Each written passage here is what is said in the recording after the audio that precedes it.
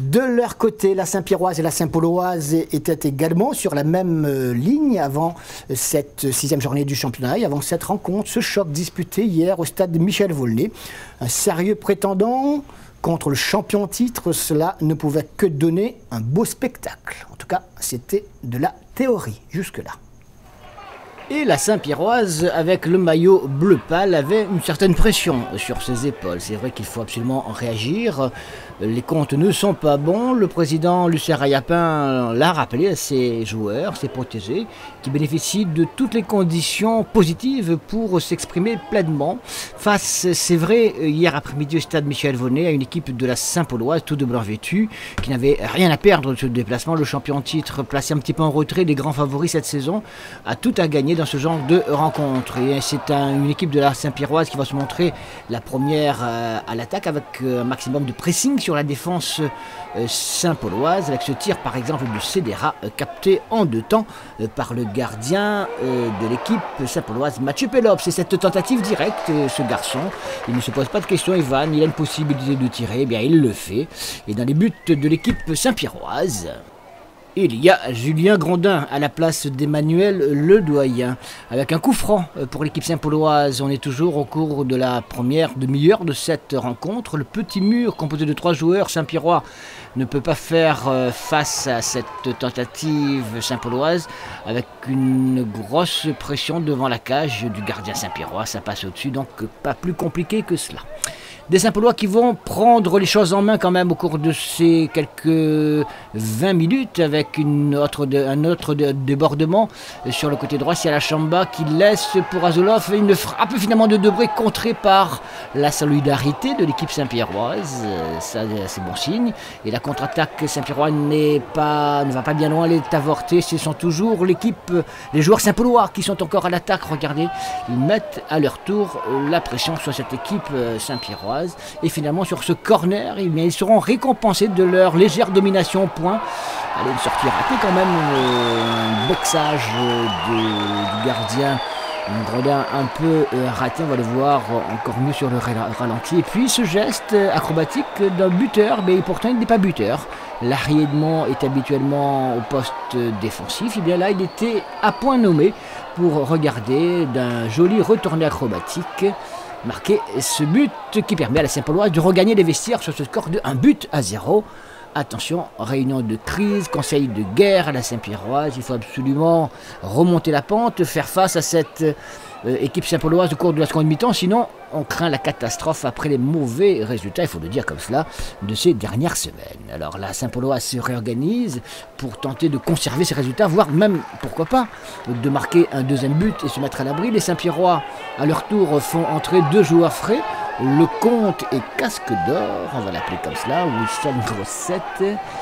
Le public n'est pas très content, et pourtant, parce qu'on a sorti Bord et également Boisseau, le capitaine. Eh bien, on ne sait pas si c'est un coaching gagnant. Toujours est-il que la Saint-Pierroise va continuer à son tour à faire preuve de bonne disposition. Là, c'est le Comte qui s'effondre de la surface de réparation. L'arbitre ne siffle rien. En tout cas, il siffle aussi, mais pas un pénalty. Par contre, en dehors de la surface de réparation, c'était un coup franc, donc bien placé pour l'équipe saint-pierroise qui a l'occasion, pourquoi pas, d'égaliser. Il y a plusieurs bons tireurs, vous le savez. Il y a notamment Wilson Grossette qui s'est saisi du ballon, donc c'est moi qui vais tirer ce coup franc. C'est en tout cas une possibilité de revenir au score. Les minutes s'écoulent et la Saint-Pauloise qui mène pourtant à ce moment-là par 1-0. Et finalement, le mur Saint-Paulois va repousser comme il le faut cette tentative de l'attaque saint-pierroise. On joue depuis 71 minutes avec une balle de contre pour les Saint-Pierrois qui se font leur tour contrés par le capitaine Gérard Hubert qui va chercher le couloir gauche aux prises avec Cédera. Finalement, un ballon récupéré par la Saint-Pierroise qui va jouer très rapidement le contre. Ballon joué sur le côté droit, précisément là où il y a de la place pour Wilson Grossette qui centre. Ballon repoussé par Mathieu Pelops dans les pieds de qui? Ivan qui était à point nommé sur ce coup-là. Plus facile que cela, c'est pas possible. Et pourtant, il aurait pu le rater. Alors d'autres auraient pu le rater. Là, tranquillement, du plat du pied, il permet à son équipe de d'égaliser. Et la chance tourne effectivement à ce moment-là parce que 3 minutes plus tard, c'est Siala Chamba qui va se faire expulser. Un but partout à ce moment-là. Donc 3 minutes plus tard, Siala Chamba expulsé. Les Saint-Pierrois vont mettre le pied sur l'accélérateur avec Lionel, l'ex-capitaine qui s'effondre dans sa phase de réparation. Mais il n'y a rien. En tout cas, il a un petit peu plongé sans doute. Les Saint-Pierrois qui veulent prendre les choses en main. Ils ont un joueur de plus sur le terrain. Ils se créent quelques bonnes occasions. Et finalement, ils vont trouver la récompense de leurs multiples tentatives. Le ballon joué finalement dans l'axe central. Le compte qui remet pour ce tir de Ivan. Et Pelops est à la parade. On croit qu'on va partager les points dans cette rencontre. Et bien non, finalement, tout va basculer au cours des toutes dernières minutes. Loricourt fait son entrée, la Saint-Pierroise continue à maîtriser les débats avec un joueur de plus, je vous le disais. Loricourt précisément combine avec Adrien Lecomte sur le côté gauche. Et ce centre que laisse passer Ivan, il y a derrière Wilson Grossette qui profite de ce geste intelligent de la part de son partenaire pour catapulter le ballon au fond du filet. Regardez Ivan qui laisse intelligemment passer. Hop, derrière Wilson Grossette n'a plus qu'à allumer Mathieu Pelops, 2-1. La Saint-Pierrois ne s'en contente pas, va marquer même un 3e but pratiquement dans les arrêts de jeu. Regardez ce pressing, ce contre de Ivan qui va se jouer de toute la défense Saint-Pauloise, dribbler le gardien qui essaye de le contrer Mathieu Pelops. Il ne pourra rien. 3-1, c'est fini. Adrien, un match engagé. Oui, c'était difficile. En mi-temps, on était mené.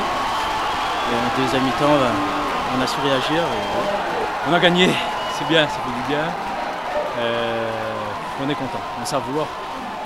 On bosse, on avait besoin de cette victoire. Et voilà, aujourd'hui on gagne 3-1 à domicile.